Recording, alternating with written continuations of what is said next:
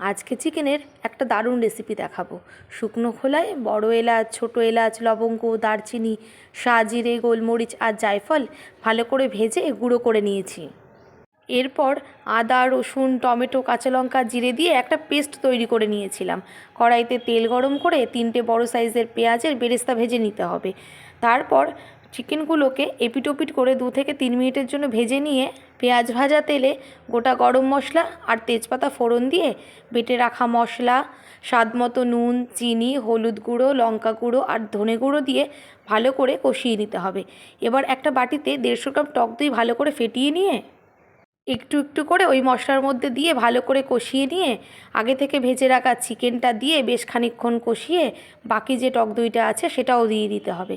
আর দিতে হবে বেশ খানিকটা কাজু বাদাম বাটা। ব্যাস ভালো করে কষিয়ে নেওয়ার পর কয়েক টুকরো ক্যাপসিকাম কুচি দিয়ে আর আগে থেকে ভেজে গুঁড়ো করা মশলার অর্ধেকটা দিয়ে ভালো করে একটু নাড়াচাড়া করে উষ্ণ গরম জল দিয়ে দিতে হবে। একটু ফুটে উঠলে আগে থেকে ভেজে রাখা আলু আর বেরেস্তাটা হাতের সাহায্যে গুঁড়ো করে নিয়ে ওপর থেকে ছড়িয়ে দিয়েছি। এরপর ধনেপাতা কুচি আর বাকি যে ভাজা মশলাটা ছিল সেটাও দিয়ে দিয়েছি। আর শেষে দিয়েছি 1 চামচ ঘি। ব্যাস এতেই তৈরি চিকেন কোরমা। আর আমি এটা সার্ভ করেছিলাম লাচ্ছা পরোটার সাথে।